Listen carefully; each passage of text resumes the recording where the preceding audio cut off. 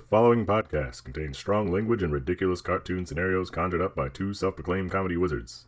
Between you and me, they're more like Saturday morning court jesters fueled by sugary cereal. But either way, the opinions expressed and presented are mere musings, so please humor their well-intentioned hijinks with a laugh and not by taking anything they say seriously. Unless, of course, you want to pay them to say something else. You could always use a new pair of shoes.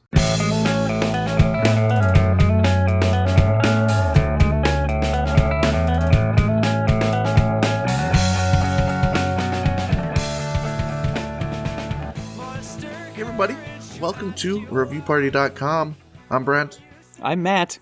That's right, it's the only comedy show on the internet that reviews.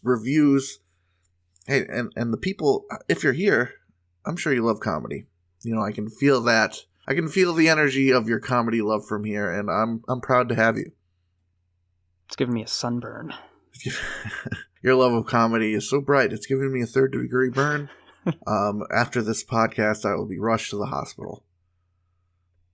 Matt, do you have a review for us? I have a review for us. I'm going to start out with an Amazon review. I've been doing a lot of book reviews lately, and specifically like smut romance books. I mean, that is a treasure trove of funny reviews. Yes, and I do have another one, but I'm not going to read it now. I'm going to read a review for That's Not My Puppy. It is a board book, like a thick book for children. Yep. And this is a review written by Tommy Chip. That's a cool-ass name. He's a distant relative to Tommy Pickles. So, Tommy Chip titles his review, Read That's Not My Snowman? Then don't bother. If you're not familiar with the That's Not My series, a subject is selected, in this case a puppy, and the reader is challenged to find the one that belongs to them, leading from the despair of a lost animal to the joy of it being found. Having read That's Not My Snowman, I expected big things from its canine equivalent. Wow. But what starts as an exciting journey ends in an identical fashion to its festive predecessor. A squashy nose. Even worse, the puppy you're meant to be so glad about finding on the final page has a nose that's smaller and less squashy than Mr. Snowman. What a letdown. I mean, the last time I found my dog, he'd been in the next door's bins and smelt of fish. He also tries to hump his toy owl despite having had the snip. This book just isn't realistic.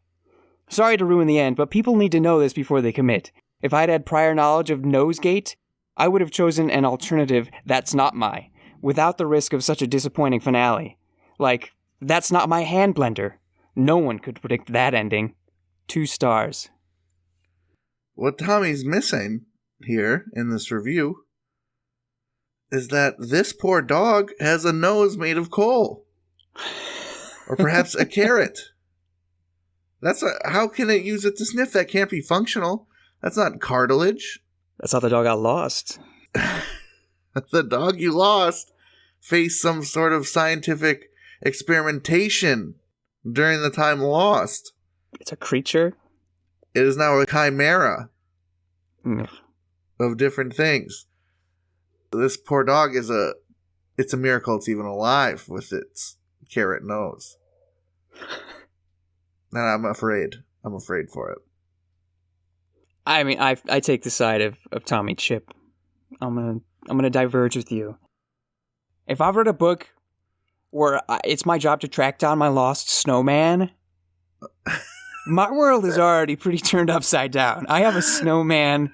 This has gone missing. On top of that, you may not be the sharpest tool in the shed. I might not be because I am trying to lay claim to mounds of snow. Because you've misplaced a snowman who is, I imagine, supplanted to the frozen ground, to the tundra. But apparently not. And I need to identify it either by its nose or whatever type of cool hat it's wearing. If then I lose a dog and it's like the exact same story, I realize my life is suddenly just boring. So mundane.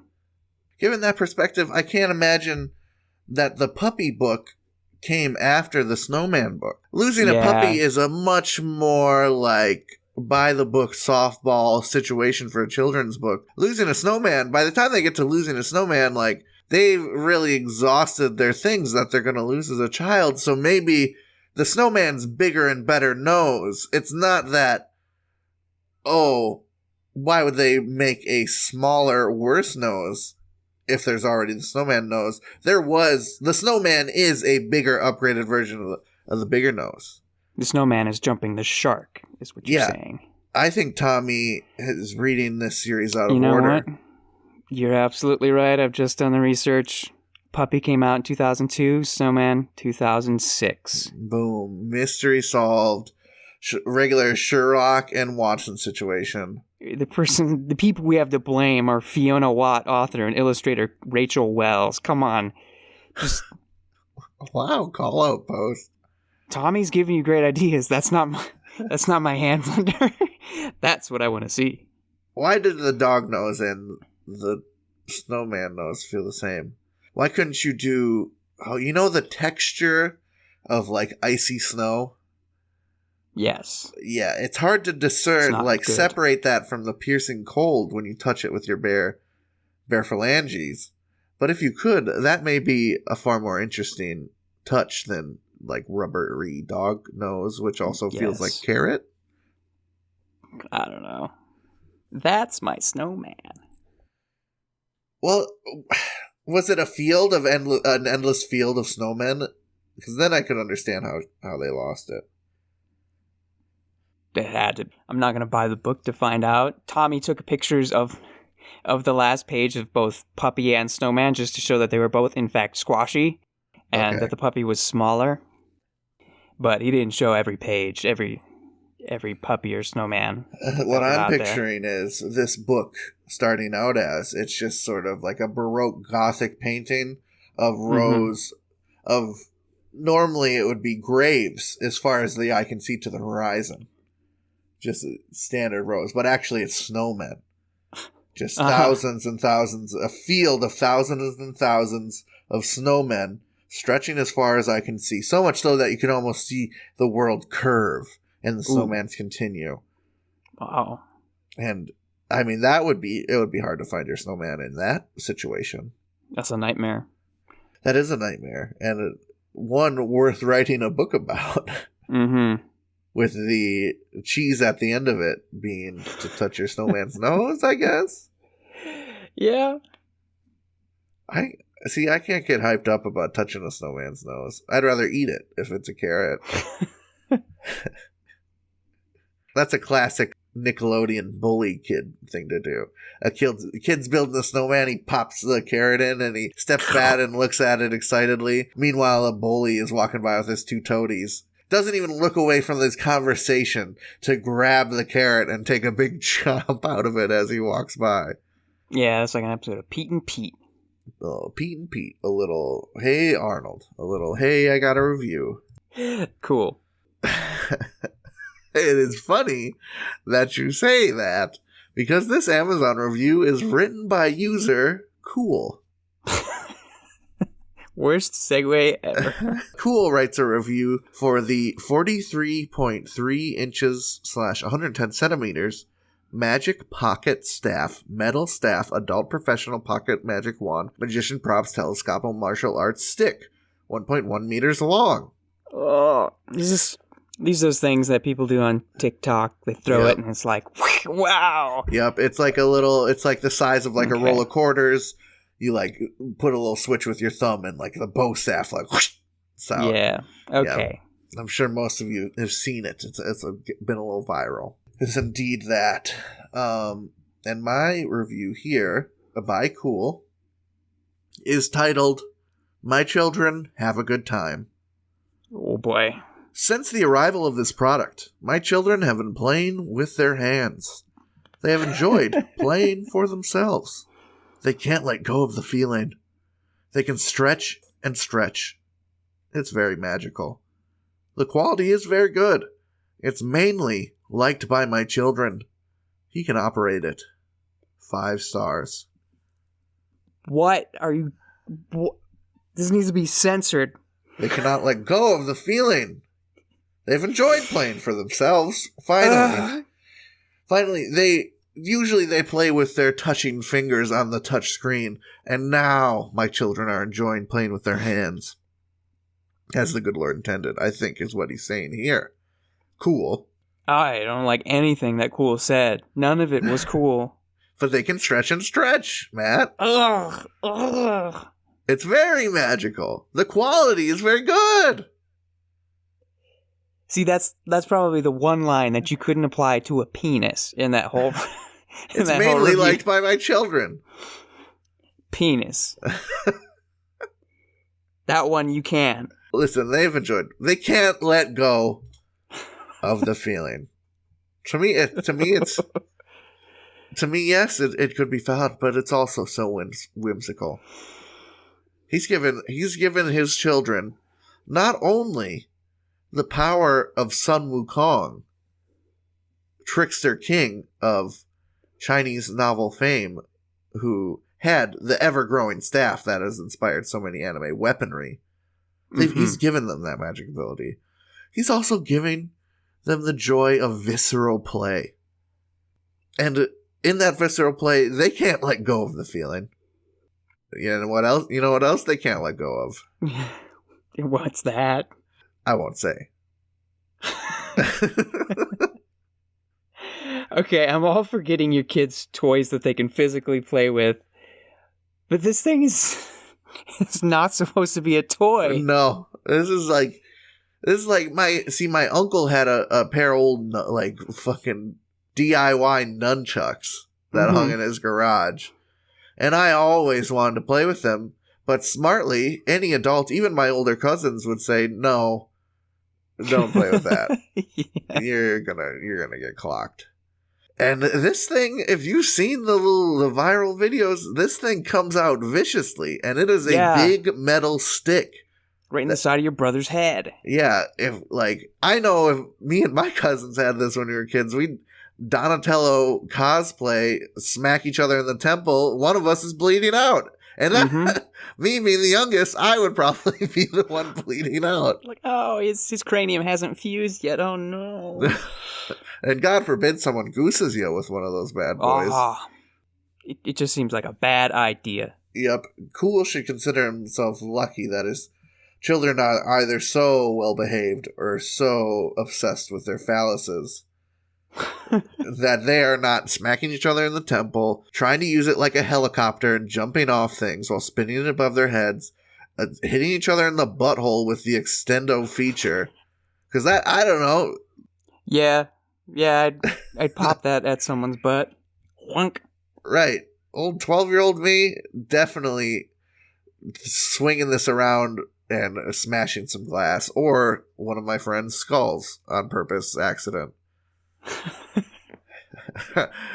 You know, in the moment it's on purpose. Afterwards, you realize the emotion that led to that. The impulse was the accident.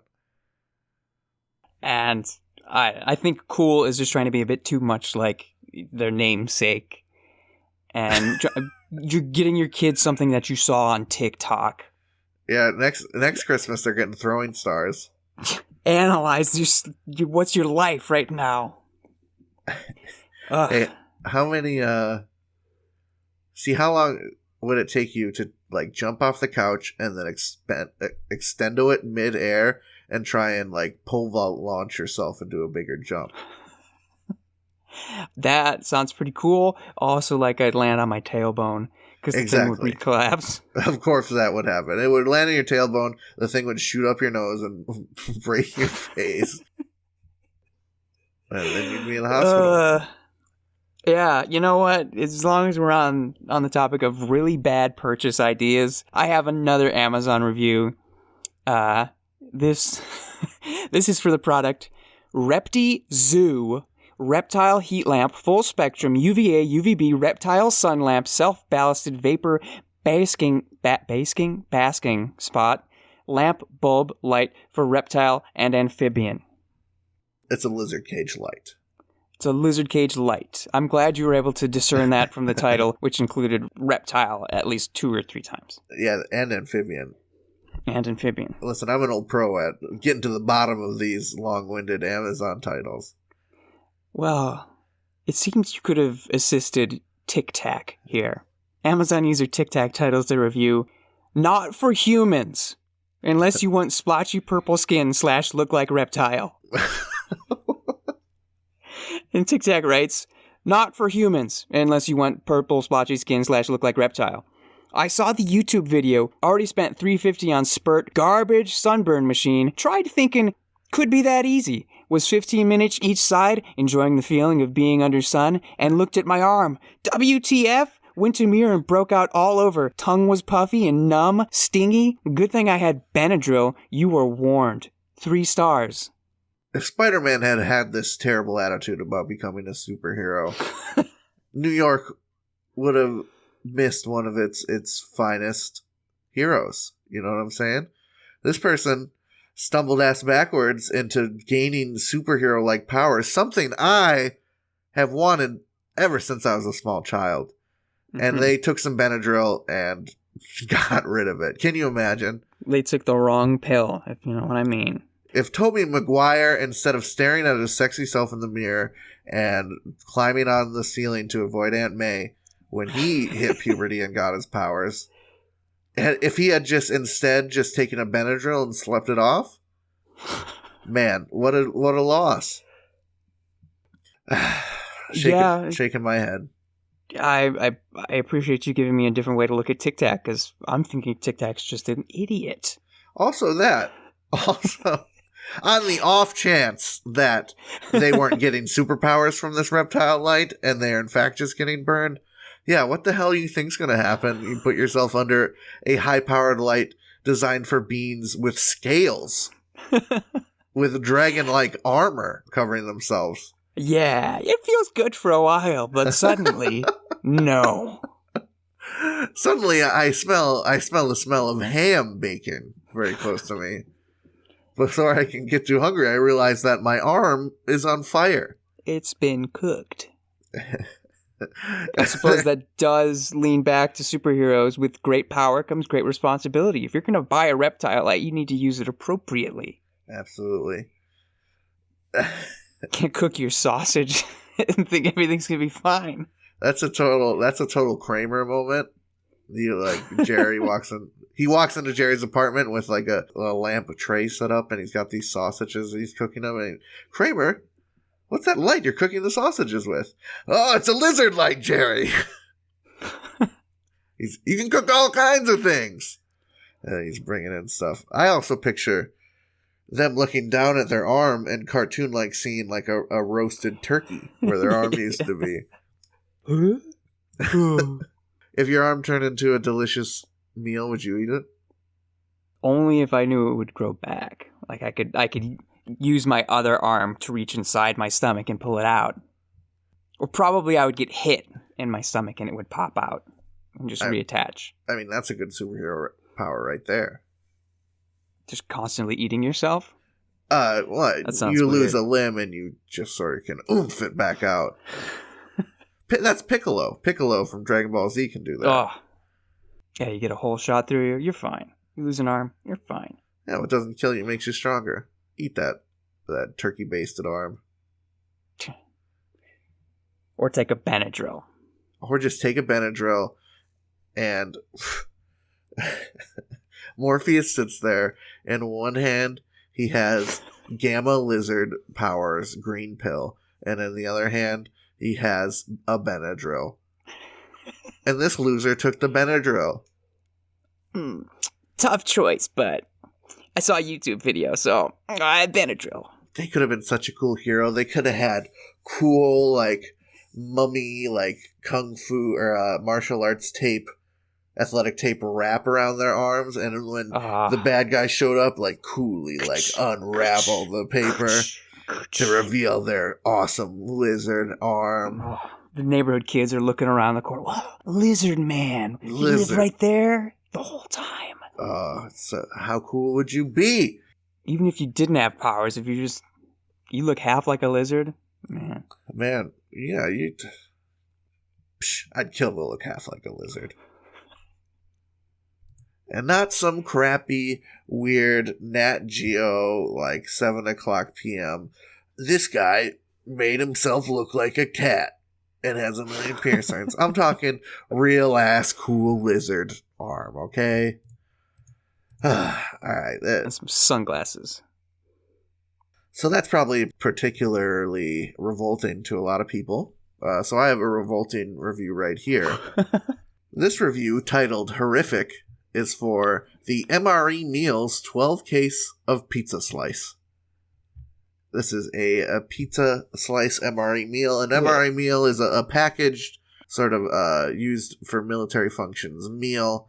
Like if you're a camper, backpacker, you'll probably get some MREs. Yeah, you could just like add water and shake it, and there's a chemical in there that will heat up the smaller bag inside, and then so you can have meals on a go. It's kind of like that, right? Yes. So I'm desperate to know how a slice of pizza constitutes itself inside one of these pouches. Well, Marshall describes it very viscerally. Oh boy. They write, I was in the U.S. Navy for 20 years. East Africa, Southeast Asia, Europe. Been there. Seen a lot of things. Ate a lot of good food, bad food, and now this. If the sight of this abomination does not get to you first, the smell will. The stuff looked like a miniature particle board panel with a light walnut stain. What? Cheese pepperoni pizza should never look like that. With that being said, I took a bite anyway. I'll have to admit that after tearing off a piece of this spongy brown carpet, that I am really surprised that I'm still alive. I have never, ever in my lifetime eaten such a treacherous, vile conglomeration of mystery meat and pseudo cheese in my entire life, and hope to never cross paths with anything this vile in my lifetime, which I think was shortened by 5 years from eating that one bite. It has been 2 hours now, and I still cannot get rid of the funky aftertaste. Not to mention that I try not to belch now because the taste returns. Oh. If you buy MREs from here, make sure you read the reviews. 1 star. Wow. He went for it, though. I'll give him big props for going for it. Respect for Marshall. Respect for Marshall. This is pretty easy to Google, folks. You know, just look up pizza slice MRE meal on Amazon if you want to find this picture, but I'm about to send Matt a little bit. To me, it looks like an old, you know, the Golden Graham cereal bar? Okay, yes. The Golden Graham cereal bar. I hope it looks kind of like that, which pizza, cheese and pepperoni pizza should not be that color. Picture sending now, Matt. What?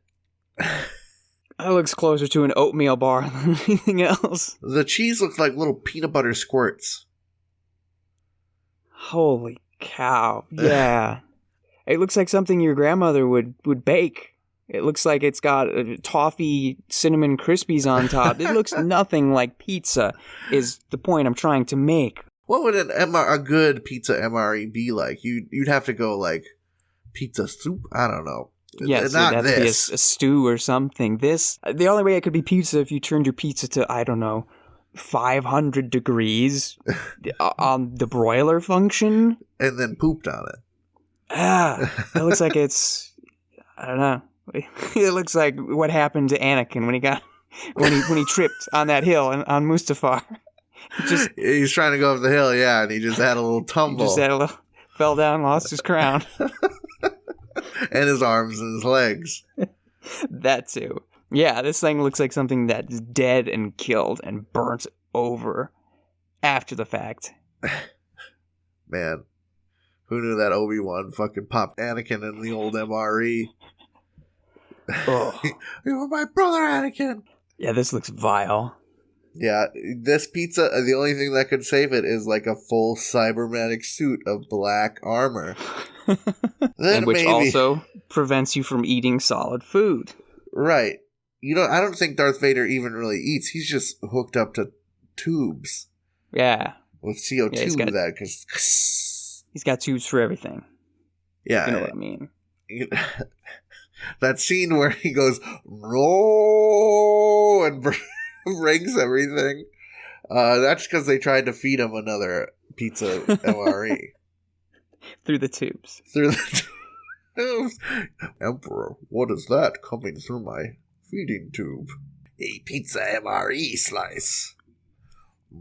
Go. That's how the Emperor controls people. Makes them eat gross MREs. Yeah, do stormtroopers eat MREs? I imagine. Probably, yeah, they get the shaft. All they get is blue milk and pizza MREs. Was that an unintentional joke? They get the shaft? What is the thing on the Death Star? Is it called the shaft? I'm thinking of the two. Cut this. No. We gotta dive deeper. I'm thinking there's three things. So there's the shaft Exhaust that Luke exhaust shaft. Is that where Luke has to shoot the missiles? I think it's the exhaust vent. I don't know. Exhaust vent?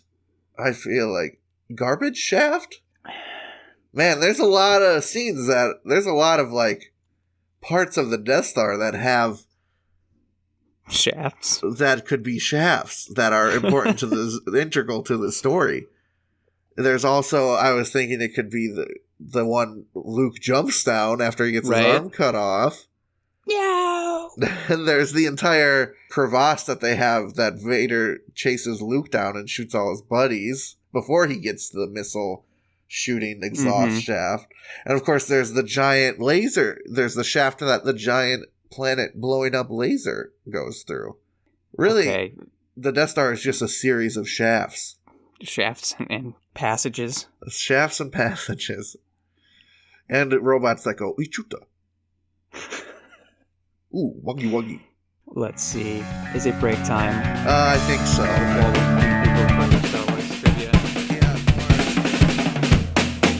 Take a trip with me and tell me what you see. Staying out till the street. Hey everybody, thank you for listening to our lovely little podcast.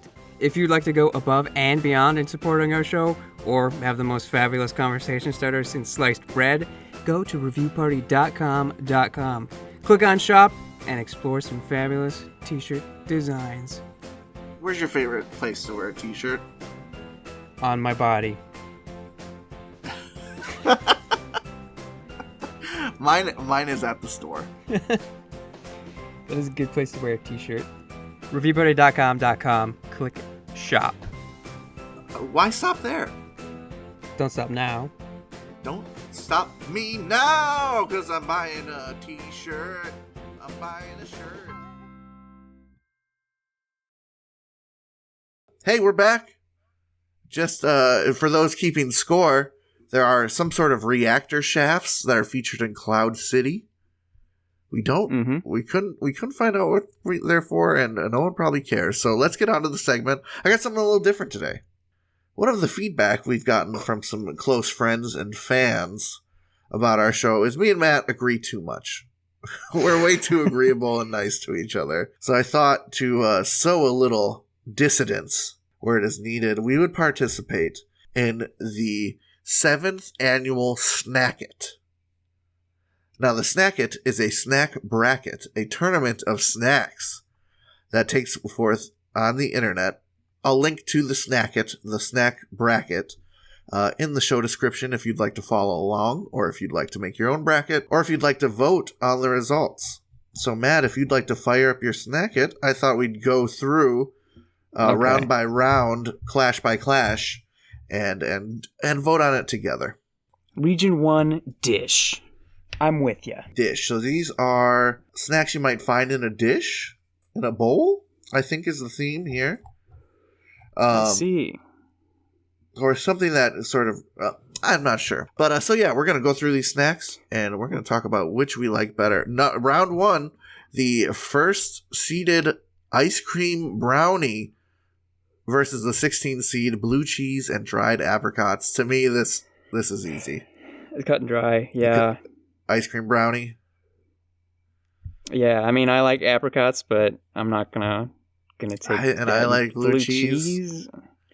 I like blue cheese. I like any sort of cheese snack, but ice cream brownie, baby. Yeah, you need crackers with the other things too. It's just not happening. It's not flying. It's not gonna fly. Not flying. The next round is number 2 ranked.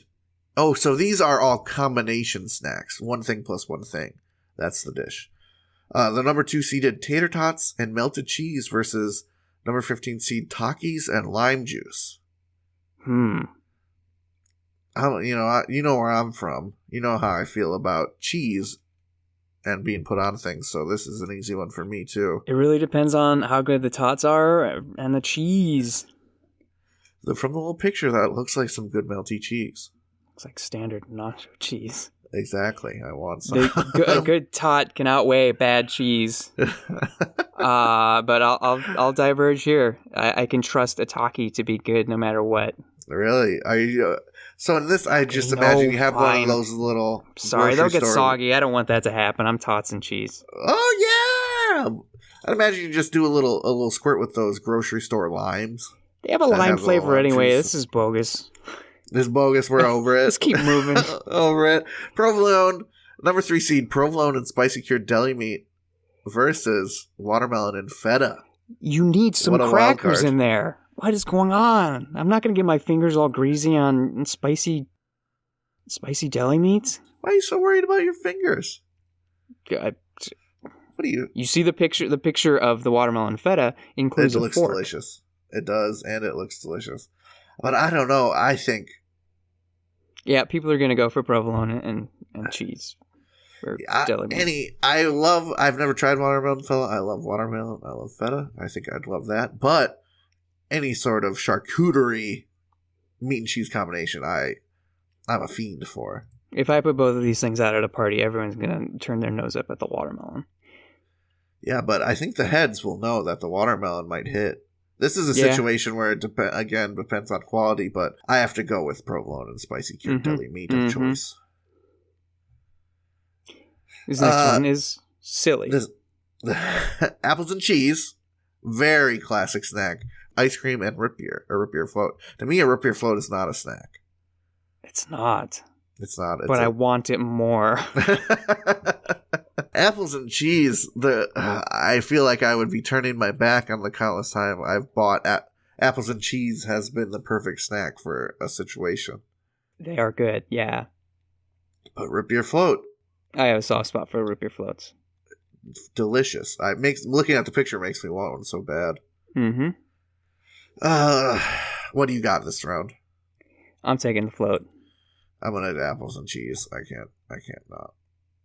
This next one, number 5, cereal and cheese versus cereal of choice. Cereal of cheese. Number 5, cereal of choice plus soft serve vanilla versus cornbread and honey. I don't know who thought of that second option, but it's obviously the first. I'm not big on cereal and ice cream, dude, and I am big on cornbread and honey. Makes me want to try them together. Yeah. Cornbread rules. Cornbread rules. You can be yourself. This one's opening my eyes to the possibilities of the world. This next one, number 6 seed that might be shortened this one a little bit. Mm-hmm. 6 seed yogurt and granola versus 11 seed melon and prosciutto. Who the fuck is eating melon and prosciutto? What kind of I've had it, shit is that? Yeah, there's too much variability there. You gotta go. What's the grocery store by Jerry's apartment with the good fruit? Oh Lord! It has the good cantaloupe. Yeah, the good melon, the good mangoes, and the peach. Yeah. We failed. Anyway, yogurt and granola, obvious. Yogurt and granola is fucking amazing. Oh my god. A Titan. The simple crackers plus cheese versus pickles and cheese cubes. What? I don't know who's eating pickles and cheese cubes. I love both, but crackers and cheese, that is everything. Undefeated. Definitely. Number 8, strawberries and whipped cream versus fresh berries and pound cake. I think we live in America here. Put them together. Is that what you're saying? No, I think we don't eat fucking pound cake. That's for the Brits, ain't it? Isn't it? Yeah, the fact that they're fresh berries, I want them macerated in a bit of a syrup. Oh, absolutely. So. Yeah, strawberries and cream, that's just another classic. Some dang strawberry shaking his butt at me. Yeah, for those that are not checking out this section, is at the bottom of the scroll is a strawberry with a fat ass shaking in GIF form. It's really saggy. This next region. Maybe we'll just do 2 regions now and then 2 regions next episode. This could take a while. Yeah, I think we'll do that. So here in the next region is Handful. These are Handful themed. Number 1 seed popcorn and M&M's versus, I think everything in this one is a combo maybe in this whole snacking. Anyway, it's popcorn and M&M's versus 16 seed cranberries and cashews. Yes, cranberries and cashews. The M&M's will just fall to the bottom and I'll be disappointed. You know, give me the healthy option. I did this segment to argue with you, but I'm going with the underdog as well. Cranberries and cashews definitely hit. Yeah. M&M's and popcorn. What are you doing? What are you doing? What are you doing with your life if that's a snack you need? But that's a great segue to number 2 seed cheddar popcorn and caramel popcorn versus number 15 seed popcorn and milk duds. This is easy for me. They call it Chicago style for a reason. The good old salty with your sweet cheddar and caramel popcorn mix to die for. See, I can't do it. I love the the popcorn tins with the 3 times the popcorn, but I always leave the caramel corn. Keep them separated? Oh. Not only do I keep them separated, I would never have that shitty excuse for a popcorn snack touching my delicious king of cheddar popcorn. I don't even touch it. I just give that to my mom. All right. Mom, finish this tin. On the other hand, popcorn and milk duds, flames. Think of all the stuff that's going to get in your teeth. My goodness. Hey, weeks on end, you'll suffer. I'm not, I'm taking the road less traveled. The teeth, all right. Much like a fruit roll-up, the teeth stick is a part of the fun. Next round, number 3 peanut M&Ms and waffle pretzels versus number 14 green olives and Marcona almonds. That's just too fancy. Oh, I'm sorry. Yeah, and also fuck almonds, fuck green olives. I like them both, but chocolate and pretzels and peanuts, that's speaking volumes to me. Yeah, that's kind of seems like a good idea, don't it? Number 4 seed blueberries and dark chocolate chips versus pistachios and honey sesame sticks. If the blueberries were covered in chocolate, that would be easy, but it's too much assembly required. Really? Give me the savory snacks. See, to me, fuck a pistachio at all costs. Pistachio is on my shit list. It's not easy to be green. Blueberries. Yep. That's just personal pickiness, though. Personal bias. Here we got white cheddar popcorn and mini M&Ms versus Swedish Fish and Sour Patch Kids. I've already decided I don't want M&Ms in my popcorn. Right. Give me gummies. Yeah. I like both those candies a lot. Cheetos and Chex Mix versus raisins and peanuts. Oh, what a battle this is. That Chex Mix doesn't look that good. Think of your favorite Chex Mix. It's good old raisins and peanuts for me. Have you ever had the Chex Mix that it's like the cheese version where it has Cheez-Its and Cheetos in it too? I don't know. I've made my decision. Raisins and peanuts is an all-time classic, and I'm going to agree. Cheetos and Chex Mix is good though. This one hits. Are they even trying? What's that? Were they even trying on this next one? No, this one hits in sort of a nostalgic area for me. I think that's part of the charm. Number 7, tortilla chips plus shredded cheese from the bag. That's a quote. Versus it's not even melted. Chocolate chips plus mini marshmallows. To me, chocolate chips and mini marshmallows is not a snack. That's a top-end. Tortilla chips and shredded cheese from the bag is a childhood delight, much like grabbing a fucking hot dog straight out the fridge and chowing down. Oh. Which, by the way, I loved as a kid. I would do that all the time. I tried to do that recently. I almost barfed. Like, it was so gross. It's the sweets for me. You're such a little sweetie, aren't you? The cheese isn't melted. It's just on there. It's on there! Number 8, chocolate almonds and yogurt-covered raisins versus number 9, gummy bears and sour gummy worms. This is tough. You think this one's tough. This one's kind of easy for me. Explain. You don't like almonds, I do, especially when they're covered in chocolate. I don't even know if I like a yogurt-covered raisin. The textural... I guess it's been a while since I've had a yogurt-covered raisin. Chocolate-covered raisins are good. No, chocolate-covered raisins are one of my faves. Okay, I just thought about sour gummy worms, and I got the Pavlovian response, so that's it. That's it. Yeah, I'm a sucker for sour candy as well. I think we're going to stop here for this segment. We'll see you next week to do the other 2 regions. And then possibly again, once the snack it is complete, to stack ourselves up against what actually happened in the tournament. Mm-hmm. So for now, you got a review? Yeah, I'll go with a quick one, so just to like kickstart us right back into things. I have a review from Nordstrom Rack, my guy.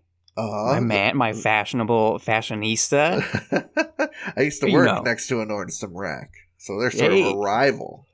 Okay, we're about to take them on. Where'd you work next to a Nordstrom Rack? A Uniqlo, the Uniqlo on Michigan Avenue.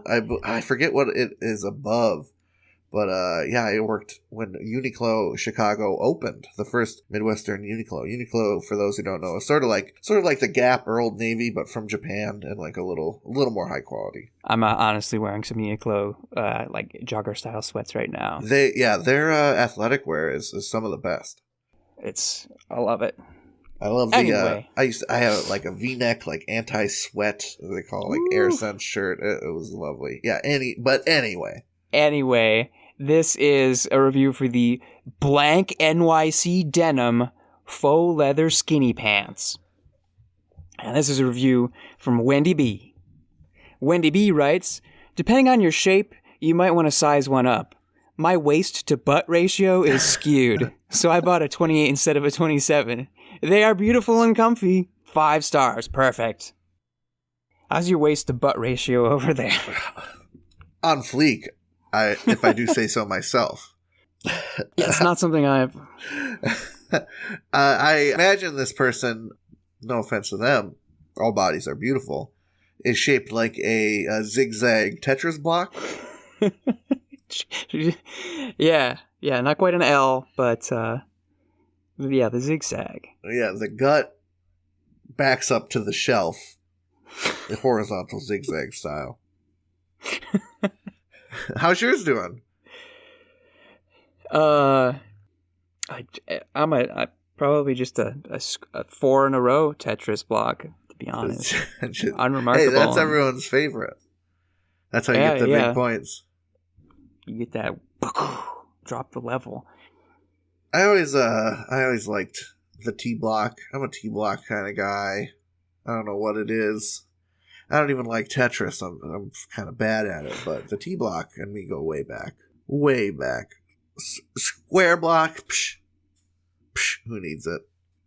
It's just messing around. That's how clothing stores, there shouldn't be sizes, there should just be Tetris shapes. Oh, do you have an extra block? I need an extra block in this jacket. A couple more blocks here. Yeah, a quad block. You have a quad block size jacket? Do you have the zigzag pants? You have the zigzag pants? Because you know what happens if you don't have enough room in Tetris. It all comes tumbling down. Just don't ask. Hey, do you have a Tetris straight line pair of boxers? That's a little evocative now, isn't it? Whoa. You might make the clerk uncomfortable. That reminds me. So, okay. Uniqlo, working at Uniqlo Story. I stocked overnights at Uniqlo. Mm-hmm. I was stocking the ladies' underwear with a couple friends, both male. Rad. Very rad. You're not thinking much of it. We just had, we worked pretty hard. We had a lot of changeovers to do every night. We're just trying to throw up this, not puke throw up. I got you. Yeah, throw up this underwear on the wall before the sale tomorrow. Just talk. I think we were actually talking about X-Men and stuff. Like, not even underwear. We didn't even acknowledge it until I saw. Why would you? Yeah. Yeah. Until I saw one of the little ads that had like a model's ass with Uniqlo Under Armour on it, right? And I looked at it, and it just made me think, man, Uniqlo went. That is the least sexualized picture of an ass I've ever seen. It was so flat and unassuming of a woman's ass. The synapse that it fired in my brain, because you're used to print ads in America, being Oh very my goodness. sexually explicit. Mm-hmm. And I was surprised and floored by how mundane those underpants looked on that woman. And hey, if you want a mundane ass, I guess you go get some Uniqlo panties. Like I said, I got the sweats on right now. Meanwhile, the people in their Guess jeans have either just finished having sex or are about to or are currently... Never mind. They're living a different life than me. I'm wearing nothing but some black basketball shorts. That's the podcaster uniform. That is the fat podcaster uniform. Oh, recording with Matt today, better suit up. And takes off all my clothes and puts on some boxer shorts, some basketball shorts. Not from Uniqlo, from Amazon. Where's the sponsorship? I got a review. I got a review. All right. We can slam through quick here. This is a review for the manga Chainsaw Man, Volume 1. It's from Amazon and is written by Rob 1441. Whoa. They title it Fun, Bloody, and a Long Read. Anyone that likes fights or chainsaws, this is right up your alley. And everything can be a devil. Everything. 5 stars. What? Everything can be a devil. Everything can be a devil. My Uniqlo sweats can be a devil? Now you can be a devil. There's a devil inside them, or they animate themselves as a devil? I kind of picture you're taking a little jog, all of a sudden 2 horns pop up above your ass cheeks, and an animated mouth starts talking to you about devilish things. Perhaps, All right. perhaps persuading you to do evil. Hey, man. Is it leg day or what? I guess that well, what a nice devil. He's just sort of trying to make relatable small talk. Yeah, he's an unassuming demon. The mic you're talking into right now could be a devil. Oh, that's why there's the red glowing eye. You don't want your phone that you're listening to this podcast on to become a devil. It would know too much about you. Mm-hmm. Your phone could easily blackmail any of us into doing devilish deeds. Is that where the chainsaw comes in handy? I mean, or maybe less than handy if he has a chainsaw replacing a hand? That is the fabled demon murdering weapon, isn't it? Yeah. We saw Ash do it. Ash Ketchum. Yeah. When he lost his hand to that Jigglypuff. Jigglypuff bit Ash's arm off, dude. I think many fans have always wanted a gritty take on Pokemon, and if it has Ash getting his hand bitten off by a Jigglypuff, what would he replace it with? Maybe one of his Pokemon would graft him some sort of... Oh, man. He just put a Metapod on there. He's got a Metapod forearm. Ooh, it'd be cool to have a ghost Pokemon become his hand. Oh, that's cool, too. Oh, and then his hand is a devil, and it's talking to them. We've come full circle. And that means it's time to do some plugs, I think. Let's plug. Hey, plugs. Hey, pluggies. We are the pluggers. You are the pluggies. Thanks for listening, dudes and dudettes. We here at reviewparty.com sincerely appreciate it. We hope you had some fun, and we just want to let you know, new episodes every Tuesday morning. Tune in to those new episodes, the hot, topical review content, expertly curated by 2 huge nerds. That being said, if you'd like to send in an absurd review for those 2 nerds to muse over, please send an email with a hyperlink to the review to reviewparty.com@gmail.com and include your name so we can give you that credit. If you like this stuff, and chances are if you're listening to this, you do, then you can find more similar stuff on the social medias. At ReviewPartyPod on Twitter or at ReviewParty.com on Instagram is where you can follow us and like the things. Follows and likes are free, and they nice. tickle us so much. Yeah, we love get it. them. We love it. We love to see those regulars on the Instagram. You know, it's like seeing an old buddy when you post something and one of those people that be liking all your content, leaving nice comments, they come and like it. It's like, hey, old buddy, how you doing? Yes. Nice check-in. We like regulars. We also like the irregulars we've gotten. The God Poseidon and a Forrest Gump impersonator as of late. But we take regular people too. Yeah, Instagram's kind of wacky. It's a wacky place. And speaking of subscribing, if you haven't subscribed on where you're listening, that's kind of weird. So you should do that. Spotify has really cool phone notifications you can turn on. Hit that little bell. And hey, I do want to say though, Apple Podcasts has just made this. They're about to make this distinction and change it to follow as opposed to subscribe because some people are getting confused and thinking that subscribe means you need to pay for a podcast. Oh, that kind of makes sense actually. And you don't. So follow, subscribe. You're listening to a podcast, you know how it works. But absolutely. Just to show you, we're paying attention to the news. Yeah, like I said, this shit is topical when you tune into those new episodes.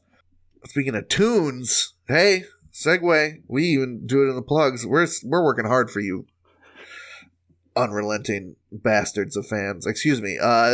Jams, tunes, bread for breakfast by the Nosebleeds. You've heard it in this episode. It's awesome.